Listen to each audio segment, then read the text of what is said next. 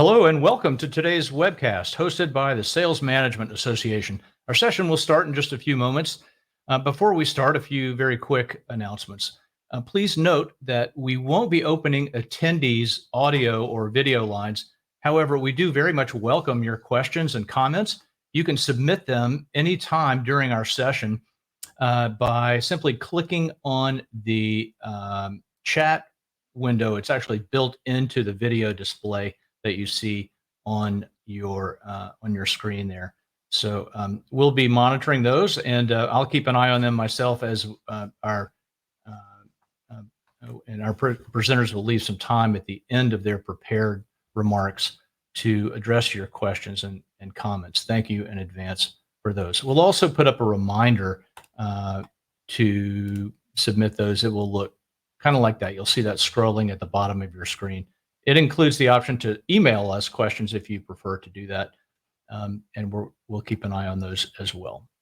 All right. Also, please note that we'll record today's session. Our members can find copies of the slides from today's session and can view a video archive of the session on our site after logging in the resource library. Our session today is one in a series of web-based Sales Management Association presentations that feature practitioners and thought leaders in the field of Salesforce effectiveness. The Sales Management Association is a professional association for sales operations, revenue operations, sales enablement, and sales leadership professions. We provide our members with research, case studies, training, peer networking, and professional development. If you're joining us for the first time, we're excited to have you with us. Welcome. Please take a moment while you're here and look around the site. We hope you'll also consider becoming a member of the Sales Management Association. Also, please save the date. Our upcoming conference is December 7th and 8th. It's hosted by the Gozueta Business School at Emory University in Atlanta. So we hope that you're able to join us for that. Let's see. Before we get into the main portion of our session today, I wanted to remind our audience that we have a number of additional resources on this very topic. One of them is an archived session that we did back in September. It's a nice introduction to this topic. It's focused on analyzing sales coverage using geospatial data. We encourage you to take a look at that. We also have an upcoming session. This will take place on November 8th. It's sort of a natural continuation. In fact, we plan on repackaging this as a 3-part series, and our presenters will tell you a little bit more about that. The next session that follows this one is on route planning and call scheduling. And also, as a reminder, we have a short course on this topic. Our members have found this to be a nice introduction to the topic and some advanced concepts for people who have a deeper interest in this topic of how to optimize salesperson assignments and territory design.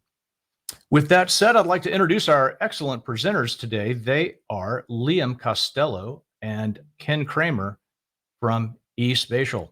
Liam Costello is, let's see if I have his bio. He is a mapping expert at eSpatial. eSpatial is a provider of cloud-based mapping software that lets users easily upload, visualize, and analyze multiple layers of data. Liam specializes in helping eSpatial's clients utilize mapping visualizations and data to improve territory management, route optimization, and other challenges. Welcome, Liam Costello. Thanks, nice Bob. to have you with us. Also, we have Ken Kramer with us. Ken is no stranger to our audience. He's a frequent presenter on topics related to territory optimization. He is Liam's colleague at eSpatial and serves as Vice President North America for the firm. Before he joined eSpatial, he was Senior Vice President, Product Strategy and Enablement at Map Anything and President at Terraline. Welcome, Ken Kramer. Thanks, Bob. Terrific, gentlemen. I will let you have the floor. Before I do, I want to thank you for being with us. Looking forward to a great presentation. Appreciate it. Excellent. We'll do our best. I know that you will. I'm going to, let's see. Liam, are you ready with your slides? I'll add them if so. Yeah, ready to go.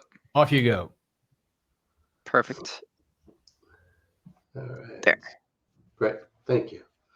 All right. So as Bob had mentioned, this is part 2 in a 3-part series. About a month ago, we spent some time talking about geoanalytics, leveraging data to help determine if your coverage models are effective or not, and a lot on the analytics side of things. Today, we're going to focus more specifically on designing good territories. We'll provide a handful of best practices. Timing is good for this, as many of you folks are in the planning season right now. And our third part will be more on the execution side of things, route planning and call scheduling. So after you do the analysis and determine that changes need to be made in territories, you go through the optimization of redesign of those territories, and then push the territories out to the field and provide additional tools to make the reps more effective in their day-to-day planning process. All right, so today we'll talk about fundamentals of territory alignment and optimization. As I said, we'll go through some of the best practices for designing territories. We'll give you some hints and some tips that you can take away with you. Talk about designing territories based on potential workload, recognizing capacity is a limitation and constraint within any organization, and how to best address that, all with the goal of being able to maximize the investment in the sales resources that you have in your organization. So we'll talk briefly about what is territory management optimization. We've already touched upon some of those, but we'll create a little multi-point definition of that. What are the expected outcomes? Why is this valuable? Something that you should be considering in your organization. And then Liam will give you the run through the best practices. We'll do a wrap up and open things up to questions. So what is territory management and optimization? And there are a lot of organizations that will talk more about territory management. We all perhaps on the vendor side blur some of the lines between management, alignment, optimization. Those terms are somewhat interchangeable, but not really as much as everybody always wants them to be. Our way of using these words, territory optimization, territory alignment, is all about creating territories where you'll be able to increase the productivity of each of the sales reps and the entire sales force, providing equal or equivalent workloads in each territory, so that you can recognize who so that you're giving each of your reps the opportunity to succeed and not overloading some territories versus others. It includes the customers' locations, the value of those customers, how long it takes to service those accounts, possibly the rep location, and all of this information. This is really more on the territory management side of things. If you're going to slice and dice some of these terms, a lot of this information is typically pushed out to CRMs, ERPs, or incentive comp systems. The output of going through this planning process will then often be pushed into these other systems to manage who owns what. So territory optimization will help determine who should own what to get the best utilization out of your sales force. Territory management might be more on the side of who does own what, so that we can then do the appropriate assignments in our other systems and pay out compensation properly in some of these other systems as well. So the benefits of doing this in a proper or optimal method enable reps to be able to see more accounts in the same or less amount of time. So you're increasing your potential revenues 4 to 12%, while at the same time, and this often comes up as gas prices kind of go up and down, but over the couple decades I've been doing this, we seem to get an influx of calls when gas prices hit that, $5 a gallon kind of mark, because travel time and expenses associated to that start to add up, and CFOs will start to look at things and how do we reduce this. So we have the ability to, by creating compact, more drivable, easier to work territories, reduce costs associated with managing a territory. You'll be able to recognize good and bad reps once you have equitable territories and you know the appropriate amount of calls that they can make, and therefore the potential revenue they should be getting out of it. You're in a better position to start measuring the outcomes and the effectiveness within those within each of those territories by each of those reps. And also by having better designed territories where you know the accounts are being serviced properly, you're avoiding enabling your competitors to steal a lot of accounts. In many situations, you'll see reps with an overloaded territory. They can't possibly service everybody. They look like a good rep because they're blowing out their numbers, but at the same time, you're losing market share to your competitors because they simply can't service all of the accounts there. And I think, as I mentioned, the measurement side of things, to be able to know which reps you're giving everybody the right workload. It's comparable to the investment you're making in the rep. Thanks, Mike. So in this next couple sections here, we're going to run through some best practices. Here they all are laid out. We'll go into a little bit of detail on each one of them. I'll hit the first one, build territories from the ground up, and then I'll turn it over to Liam to run through the next 5. So we recommend building territories from the ground up. In many cases, organizations, especially younger or smaller organizations, they might hire 2 or 3 regional VPs, and then tell each of them, hey, you get the East, you get the West, you get the Central. Each of you go and divvy up territories within that, or districts within that. And so doing the top-down approach is not something that we recommend. You want to build territories from the bottom up, because the more accounts there are, the more variables that are available to you, and the less constraints that exist, the better balance you can get. You'll be able to design equally balanced territories. Starting from the top up, it's very likely you'll end up, once you get to the bottom, with, let's say 8 good territories and 1 horrible one, or something to that effect. And it's simply because there's nothing to pull from. There's usually a lot of give and take when going through the iterative process of designing territories, even if you're doing it manually. But the more constraints you have, the harder it is to create those balanced territories.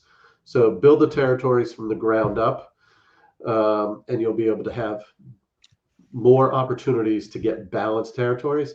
And then when you want to create districts or regions above them, you're simply grouping those territories together.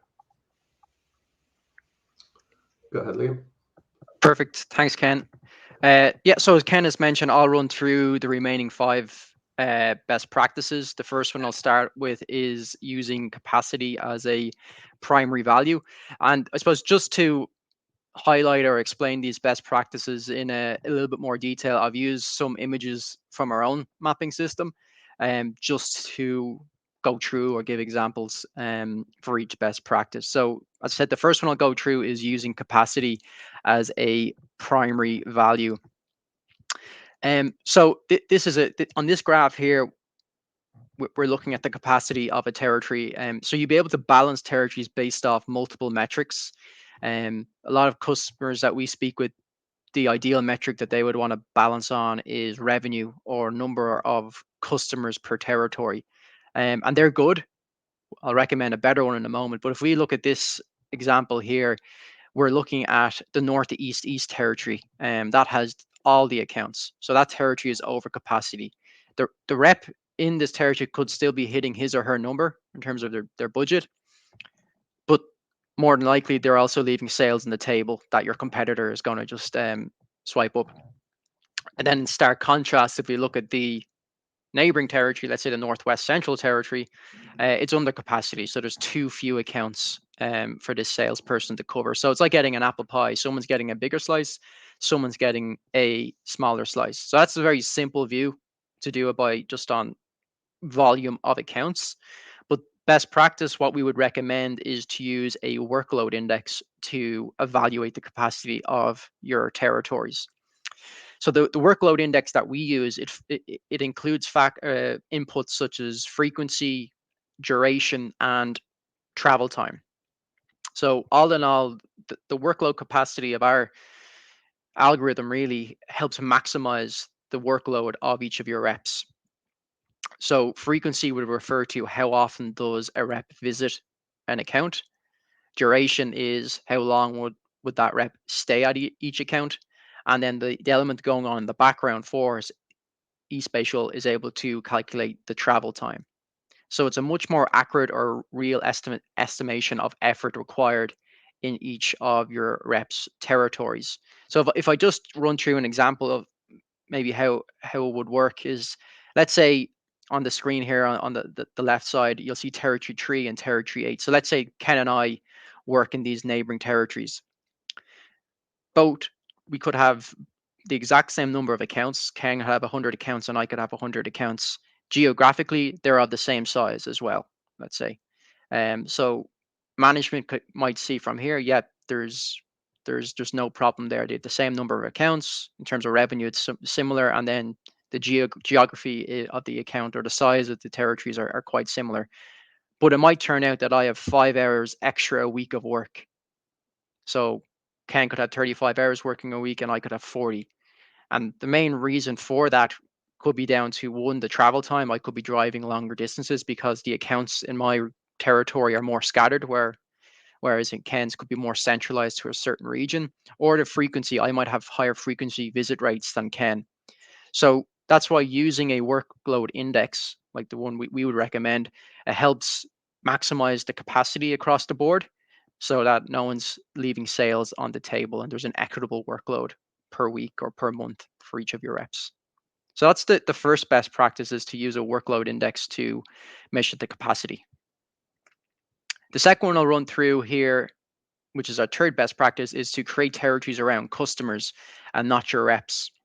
And again, I'll explain it. I think it's a really good use case to explain over a map. So in this scenario here, we have a density heat map, and I do have rep locations overlaid as green human icons.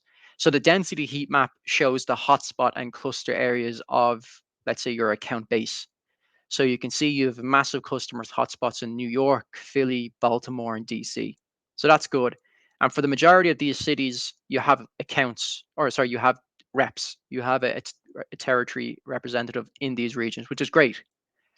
But if we look at the rep up north in just outside Bloomsburg, there's relatively no accounts next to his or her home location.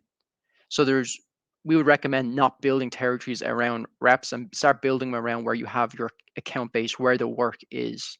So if we visualize it in the next slide here, this is, let's say, the territory of each of your reps in these regions. So we can see that, okay, the territories in Simone, Rosslyn, and Tyrone, that makes sense. But you can see that the drive time in Gill's territory is just going to be massive compared to the other territory reps, because the accounts are nowhere near Gill's home location. What I also show is in this previous slide, which I forgot to mention, is also some resource allocation. We can use this as a resource allocation exercise. So we can see again that our hotspots are in New York, Philly, Baltimore, and DC. If you're looking to recruit a new rep or place an existing rep or relocate an existing rep, Baltimore would probably be a really good area, because there is a high volume of accounts, but the closest rep to all of this city would be in DC. So these are the types of maps that it would be so difficult to visualize from a spreadsheet or in your CRM. So you really need to spatially view it and it will highlight these patterns and trends for you.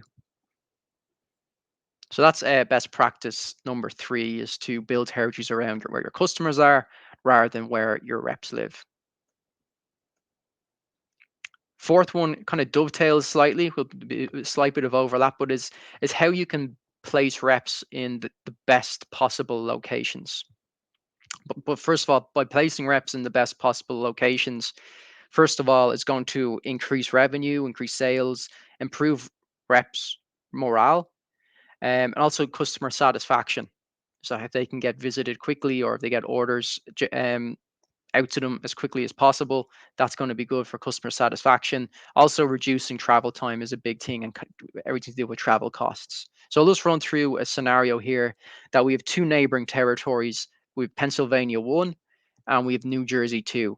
You can see the accounts or the customer locations as the circular pinpoints within these 2 regions. But the decision was then made to, let's say, add in an additional territory called New Territory 2. Okay, so let's say you've done a workload capacity exercise. You found the capacity for the 2 reps in Pennsylvania 1, or the rep in Pennsylvania 1 and the rep in New Jersey 2, they were over capacity. So you knew that there was space for an additional rep, which we've then created a new territory for. But now we can take it one step further and introduce weighted center points for these territories. And the center points are the red dots with the red halos above them. Basically, what they are is that they advise you on recommend or advise you on the best location to place new reps or existing reps. So if let's say, for example, if we look at the New Jersey 2 territory, even though that this is an existing territory, the majority of the work is in the eastern part of that region. So eSpatial, it recommends that the rep should be based in that region. If he or she was based on the west side, then they'd be traveling a long time each day to go to where the majority of the work is. Same, you see it quite similar in Pennsylvania 1. You can see the majority of the work is again towards that southeastern side. So that's where the weighted center point, or it's like a gravity, where the gravity is that's where the center point would be. You can also do a geographic center point, which just places a point in the center of the territory, but best practice, we always recommend using a weighted center point based off workload. And we get a closer up image here. So we can then see the underlying cities or towns where, if you're doing a recruitment drive for the new territory, you can see that, okay, which is the closest city and the closest town maybe to start recruitment from, to get the most amount or the best amount of workload output out of new reps or existing reps. So I'll start on the second last best practice, which is all about incorporating manager feedback, and which is a big thing which I always push, is local knowledge. So we understand that account changes, ownership changes, that they change, geography of territory, sales reps, territories change. We get that happens. But no one knows your business as much as yourself. And we know that all of the other best practices have primarily been very much data driven or logic based, which is good, which, that's what the science tells us. But it doesn't really include the emotional or human impact, because you know your business best. So let's say we look at this example again. Ken and I have our neighboring territory owners, we're neighboring reps. We could extend my territory eastward. So I now include all of the accounts or all of the territory in Kansas City. But we can introduce what we call account exceptions. So you'll see that there are some accounts pinpoints in the purple territory that are still assigned to Ken. They're still green, because these are the accounts that Ken has been working on for the last number of years and has built up a strong relationship with them. So we want to minimize the disruption when you're doing any changes or any realignments. Like if there's any key accounts in here, we want to maintain the owners. So because we know customer satisfaction is a big thing, if I'm a new rep coming in and I don't know the historic relevance of a certain customer, that could jeopardize the relationship going forward. Same again, Ken is very happy to keep the existing accounts because he's built up that relationship. So that's why we always go in. You can always do manual tweaks. The optimization, that workload index, that always gets you maybe 95% of the way there. But you can always go in, make any of your local knowledge changes to the map. So even though that these accounts are technically in my territory, the ownership still belongs to Ken because he has that relationship with them. And the final best practice that we use is to measure the impact. And this is all about scenario planning and conducting what if analysis, all about comparing workload by rep, revenue by rep, identifying year over year, year to date kind of performance. And there's a few ways we can do it. We have what we call a comparison tool. So the left-hand viewport is what the alignment looked like prior to running any workload index or any optimization, and the right-hand side is after you've made your relevant changes. So it's great. This is great for scenario planning, as I said, or what if analysis. At least it'll give you the intelligence-backed decision making. So before going ahead with a territory change based off gut feeling, and then you might have to wait a few weeks or a quarter to see if that change actually worked. Here, you'll be able to see what the output or the outcome of each change would be. So you're not doing anything based off gut feeling, or if you think would work, at least if you can put it into a scenario and see, okay, yep, this will change, this will work, or no, only 50% of this change will work. We'll have to go back and do some manual tweaks. So it's really important to carry out scenario planning, whichever way you're doing it, and conduct your what if analysis scenarios. You can also do some regional heat mapping. We touched on this slightly on the previous best practice, but you can overlay your data, color coded to see which territories are performing, which territories aren't performing, where do you need to maybe assist some reps in certain territories where you maybe need to tell the reps to prospect more and help them with that. So again, this is the type of visualization which is just so difficult to view from a CRM or from a spreadsheet. You can then overlay it on a map, do some analysis, and then get an image to see, okay, the territories in green are perfect. They're exactly where we want them to be, but we really need to focus in on the orange and the red ones in particular to promote assistance and promote the reps in these regions. I'll just finish on one of the testimonial of what. So this is a customer, Jamie Baker, that we helped from Thermo Fisher Scientific. I'll let you read the quote exactly, but from implementing these best practices with Jamie and his team, they're able to unlock 30 million in sales potential and also reduce the delivery time of their projects in half. So that's a real world scenario that we've worked with Thermo Fisher. We have a few divisions now, and they're all finding success from using the best practices that we just mentioned. And I'll just touch on then the final part of this series.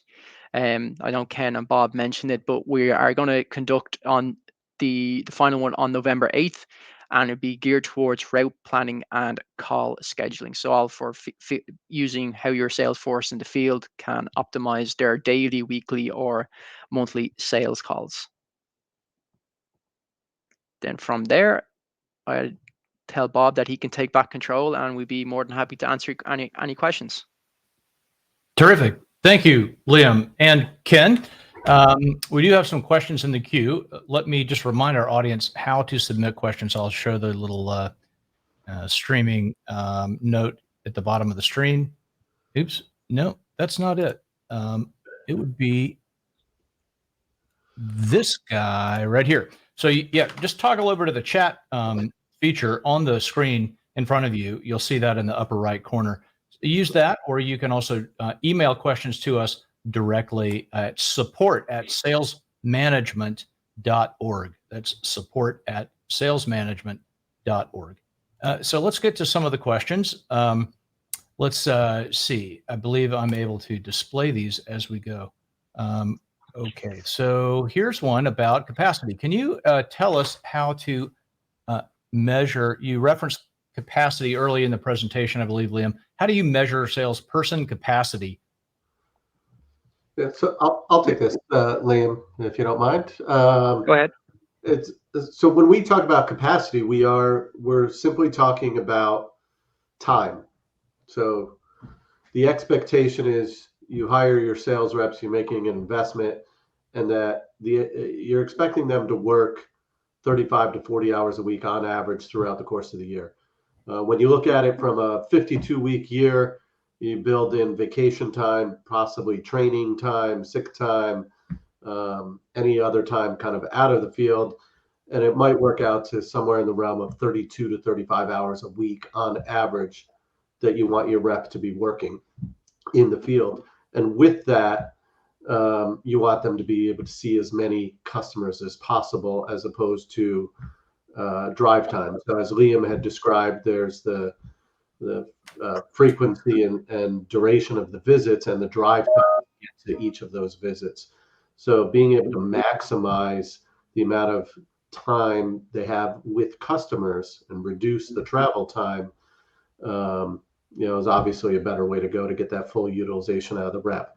But capacity, as we talk about it, it's time. It's how much time the rep has. And historically, I don't think sales managers ever cared if their reps worked 60 or 80 hours a week. But when trying to plan this out for several hundred reps, you really have to look at what's realistic and expected from the sales team. Yeah, is it also true that some organizations may have different important factors to consider when defining capacity, like some limited number of it could relate to, a limitation in the number of demos or, proposals or something that they're able to create in any given day or week, something like that. Yeah, well, it's always about time. Yeah, it's about time, but it's different customers, different accounts will take more time to service. So we've had clients that have reps in the medical space, medical device space, where they will actually work on cases, and a case being a potential surgery. So it's frightening when I look at some of my sales rep colleagues that any of them could possibly be in an operating room. But in the medical device field, that does happen. Yeah.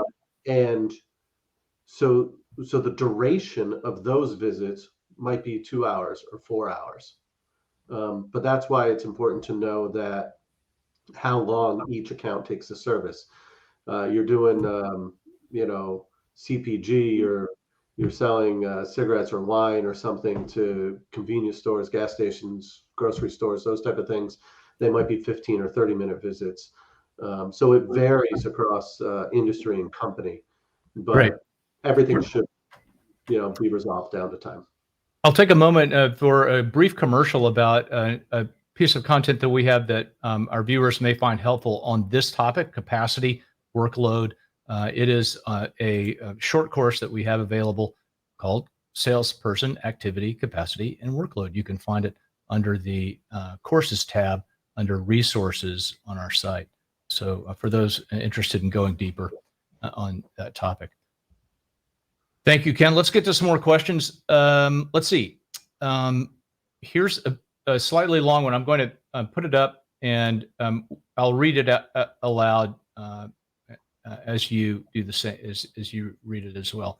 The questioner asks, what other factors do you or should you consider when doing these load balancing type exercises? I think I heard you mention account size, which broadly translates to revenue potential.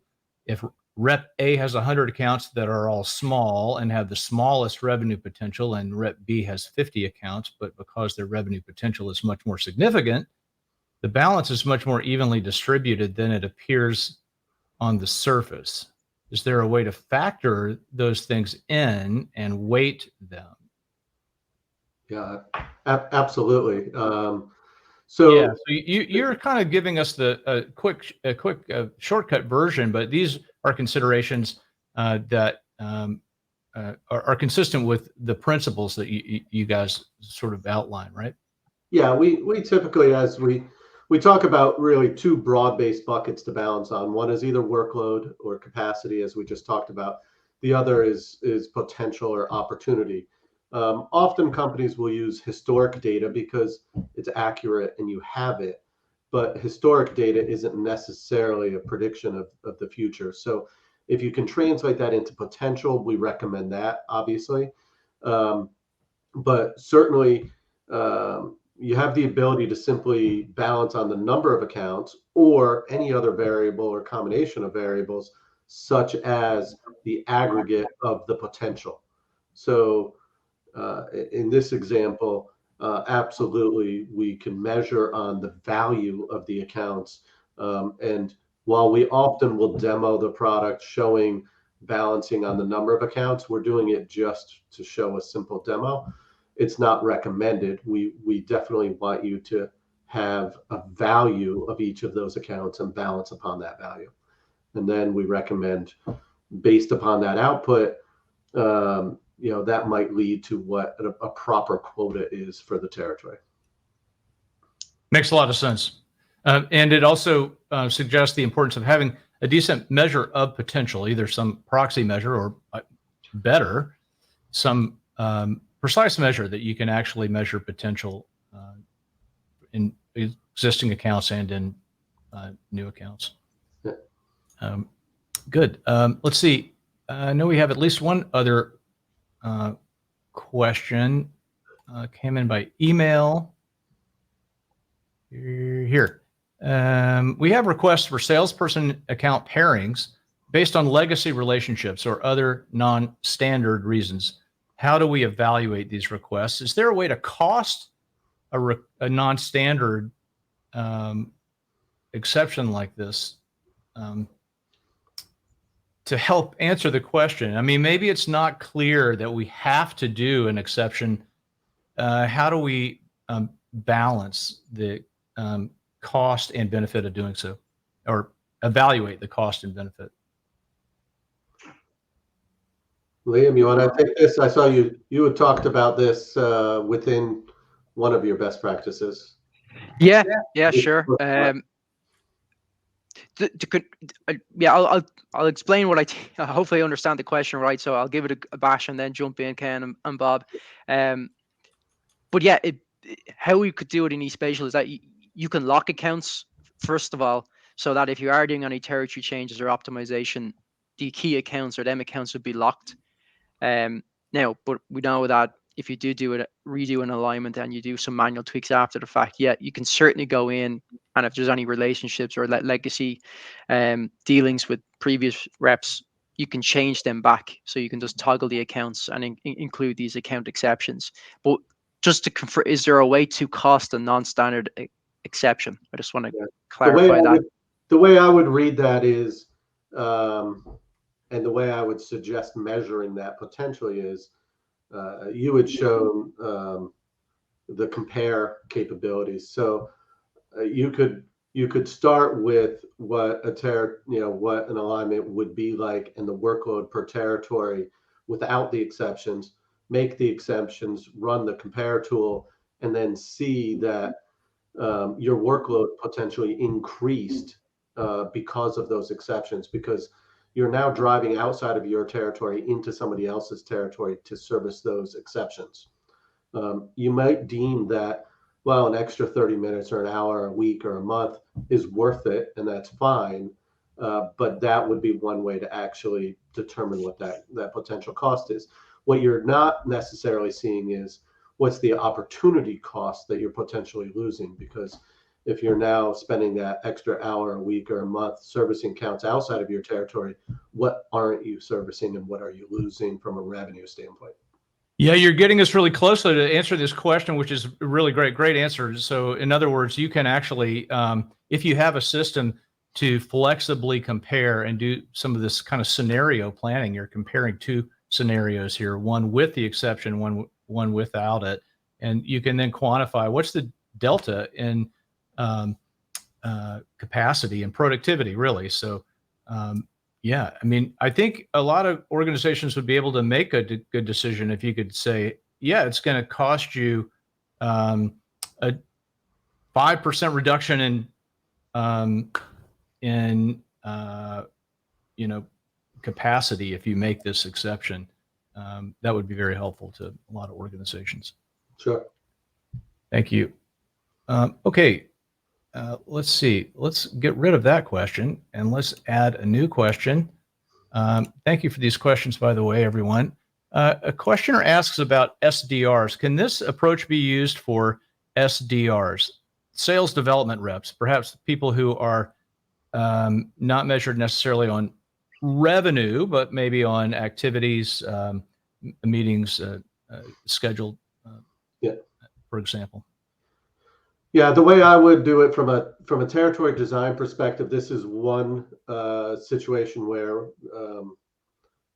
because we're not incorporating drive time, because typically SDRs are inside and inbound or outbound either way, you simply want to allocate potential and or number of accounts.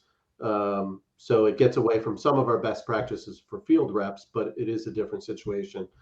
So that's where, perhaps using the count of accounts to balance on is more appropriate.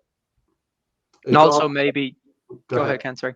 I was going to say, and also maybe to use I know before we were discussing a geographic based territory alignment, potentially using a point based alignment as well to visualize the accounts by SDRs would be a bit more appropriate. Yeah, I would also suggest one thing we didn't quite cover. I think it was mentioned very briefly, but I don't think we went too deep into it, was there are times when you're going to design the best possible territories and realize that there's a handful of accounts that are not equitable. It's not worth covering for a field rep. And that's where they might be put into white space or put into an inside territory. So it is quite possible to design field territories where there's gaps that should be serviced by somebody inside, because if a rep can only cover 4 accounts and they're driving 30 hours, 35 hours a week to do so, they can't, possibly cover their salary. Terrific. On to the next question. Here we go. Should having large accounts in a territory have any impact on the rep's earning potential compared to another rep without a large account? If yes, do you have any suggestions on how to deal with such cases? Well, I would say that ideally you have the ability to determine the potential of each account and then create those territories with roughly the same potential. Although, again, going back to our original best practice of leveraging capacity, I'd first design the territories based on capacity and then set the quotas based upon the potential that is now aggregated within each of those territories. So it's quite possible you'll design territories with 35 hours worth of work in each of them, and one might have $1 million potential and the other could have $700,000 worth of potential. And therefore their quotas should be set appropriately. Yeah, so as I understand this issue, if it's happening at scale, then we use segmentation and job design to address this issue. We have a strategic account sales force, for example. But if it's happening as exceptions, then there could be one account or maybe a few small accounts that work as a wrecking ball, and they smash the model of potential that we have, which is organized around a whole lot of uniform opportunities. And then along comes this variation, this outlier that sort of ruins everything. So so what you're talking about is and I may be reading it more into the question or scenario here, this maybe argues for kind of an exception to the rules that you have in place if it's sufficiently large, I guess. Yeah, actually, Bob, I think you gave me a good lead into the next question. If you want to. Is it this one? How do you suggest managing overlay reps that deal with specific vertical segments versus a regional account rep that deal with channel partners? It's getting complicated with this question like this. But what you had started to get into was segmenting maybe SMB versus enterprise accounts. This example is vertical versus geo based. What we would suggest is each sales team has their own alignment maps. In some of the screenshots that Liam showed you, we're each of one sales team, but virtually none of our clients have one sales team. So they have one alignment or one map that represents each sales team. And then, you can view each of them. You could try to make them similar if you want, but the reality is each sales team typically has different numbers, so that they're usually independent of each other. If you're in a situation where you might have, 3 specialists that are servicing, 9 territories, you can leverage that into the hierarchy. So each specialist gets 3 specific territories so they can build better territories. But that uniformity usually doesn't exist. And in most cases, we'd simply suggest having multiple different alignments, one for each. And that can be the same for the previous question, where there could be an enterprise alignment and an SMB alignment for the bigger versus smaller accounts. Yeah. Good. I believe we have exhausted our questions. I will, if there is another quick question anyone has, oops, I'm always showing that thing. That's the wrong one. I'll show this guy, which will give you instructions on how to submit that. And in the meantime, I'll ask anything that we didn't cover that you want to share before we start to draw to a close here, gentlemen. No, I thought you were going to say as you're exhausting the speaker, but no, we appreciate it. It was awesome to see great, very specific questions that people are on and engaged, and hopefully we'll get a chance to meet some of you folks in Atlanta in December. Yeah, we're pleased that you'll join us in Atlanta. We hope everyone does on December 7th and 8th at the Gazweta Business School in Atlanta. Okay, so with that said, I'll draw us to a close here. I want to thank our presenters today, Liam Costello and Ken Kramer from eSpatial. Thank you for a great presentation, and really appreciate sharing your insights with us today. Thanks, Bob. Thanks for having us. Thank you, Bob. Thanks, everybody. Before we do sign off, I'll remind our audience that we do have an upcoming session on this topic you may also have an interest in. It is on route planning and call scheduling. It is coming up on November 8th. You can learn about this session and many other sessions while you're here on our website under the events tab. We hope you'll join us for that next session on November 8th. I'm Bob Kelly, Sales Management Association Chairman. Thank you again, everyone, for your time and attention today. Goodbye until next time.